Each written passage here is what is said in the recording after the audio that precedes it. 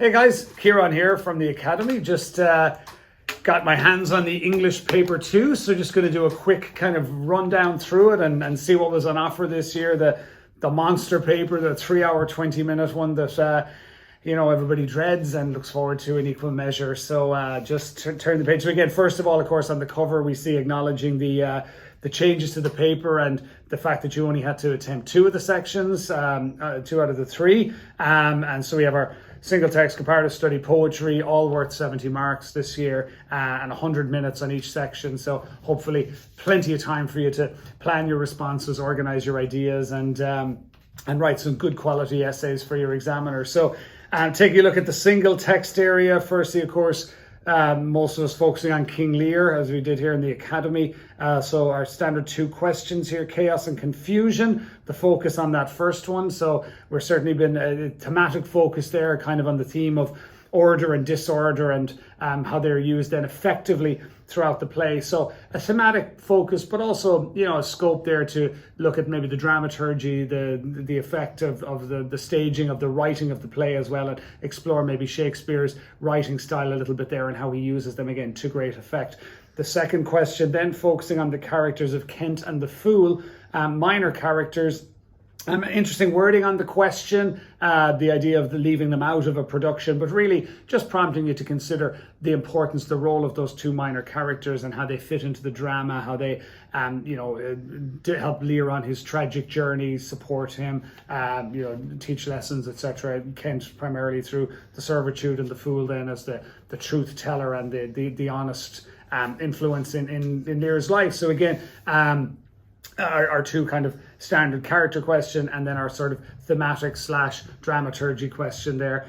Lots of scope for those of you who are taking on King Lear today. So then we have our theme or issue, our cultural context, and our general vision and viewpoint. Of course, this year all 3 of our comparative modes appearing on the paper. So our standard breakdown, our 2-parter, and then our single question. So part 1 in 2 parts, A and B, for 30 and 40 marks respectively. Asking you here to consider a theme or issue that you found emotionally engaging. So again, as we've become accustomed to seeing, particularly with comparative, the focus on you as a student and giving you an opportunity to really get stuck in yourself and talk about what theme you found emotionally engaging that sort of drew you into the story. And then for part B, asking you to compare that in 2 other texts. So of course, maybe the thing to note here is that in order to tackle this part A and B, you really would need your 3 texts studied.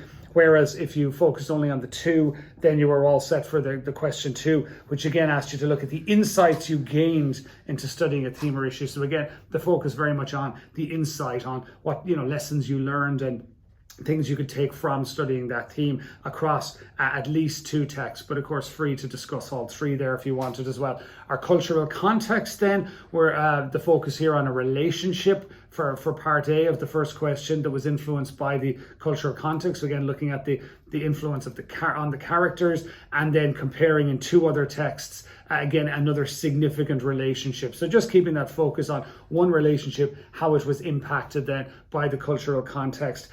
And the second question then asking us to consider the significant social change which does or doesn't occur within the cultural context. So an interesting one, slightly broader focus here rather than the character specifically, rather looking at the society in a broader sense and whether social change does or does not occur there. So again, a lot of scope there for the thoughtful student. And if you're someone who is really kind of interested in the idea of the cultural context, a lot of scope there to kind of take that on and come up with a couple of interesting points. Our general vision and viewpoint, again, similar breakdown. Firstly, we're asked to focus here on the extent to which a character that you found inspiring helped influence the general vision and viewpoint. And again, comparing that then for part B. So the focus here very much on you, a character you found inspiring or not inspiring, as the case may be, and how that then had a knock-on impact in terms of the general vision and viewpoint.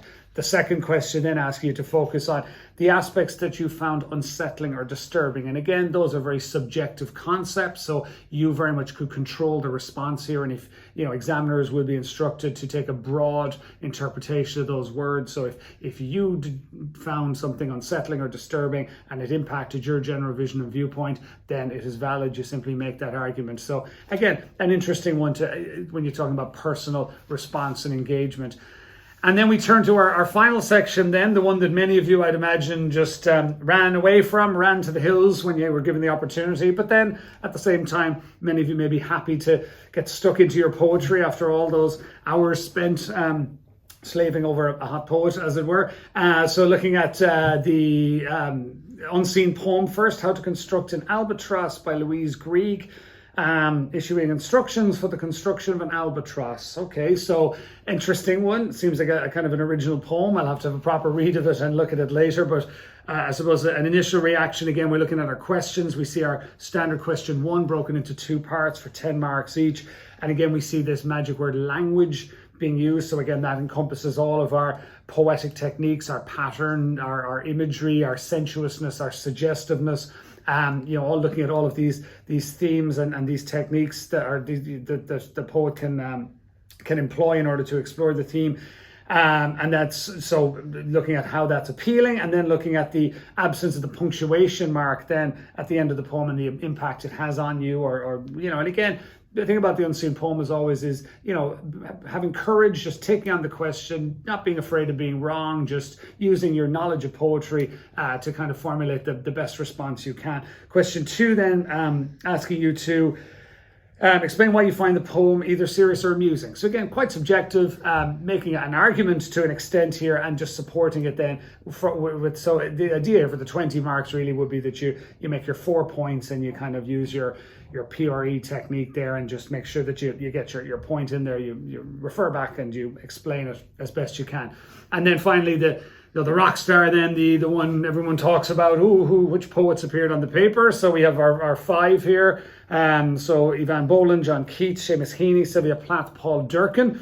I'd imagine again, at a glance, many of you will be quite happy with that choice and selection. Ivan Boland, probably the one maybe most likely to raise an eyebrow there, given her appearance on the paper in November. But I suppose with her recent passing and all, it's understandable and certainly an appropriate choice. So again, what we've seen across all of these poetry questions, we see this 2-pronged approach, again, looking at sort of the themes that the poet likes to write about and the style in which they write and how those 2 things work together. So here, of course, we have with Boland looking at her narrative elements and how she uses them to explore a variety of themes. John Keats, certainly a poet that many of us would have prepared for, looking at how he achieves sensuous beauty in his poetry, but also an awareness of the fear or melancholy, the sadness that's often evident in his work. So looking at how those 2 sort of elements work together. Looking at Heaney then, another poet who I feel many of us were expecting to see on the paper, hadn't been on since 2003 if memory serves. So we're looking here at Heaney transforming the familiar and the mundane through use of language, powerful use of language, to help us learn a range of profound lessons. So an appropriately challenging question that we would come to expect really when it comes to Heaney, who can be quite a challenging poet as well. But looking at the lessons learned from his poetry and how he uses his language in a powerful way in order to teach those lessons through the familiar and the mundane. So sort of almost 3 elements at play in that question there. Again, would take a little bit of preparation and organization of ideas, but lots of scope there to really engage with Heaney. Plath, our second last poet here, again, a popular choice, I'm sure, with many of you, always is a popular choice. And again, we're looking at how she uses her stylistic features in an innovative way, which again, a synonym for original or unique. So we're really looking at her particular style, the styles that characterize Plath's poetry, and how they then are used to convey both overwhelming wonder and unsettling menace. So again, looking at the effect of the poetry, the wonder and menace, our response to that poetry coming through in the stylistic features that she uses. An interesting one, but again, manageable, I'd imagine, for most students who spend time looking at the darker and more disturbing aspects of her poetry. as well as maybe some of the more positive elements that emerge too. And finally, then we have Mr. Paul Durkin, who, again, another popular poet, I think, among Leaving Cert students, certainly among my students.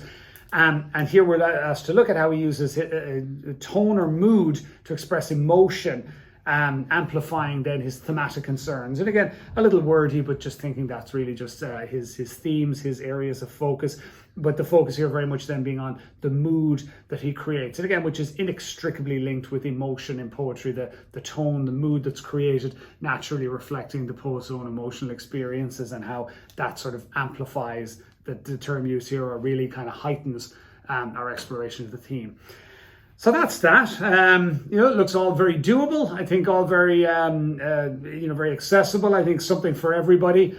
So I hope you all had a successful paper 2. I'd love to wish you all the best of paper 3, but fortunately, you don't have to worry about that. So well done on getting through your English curriculum, getting through your 2 papers, and best of luck in the rest of the exams. Take care.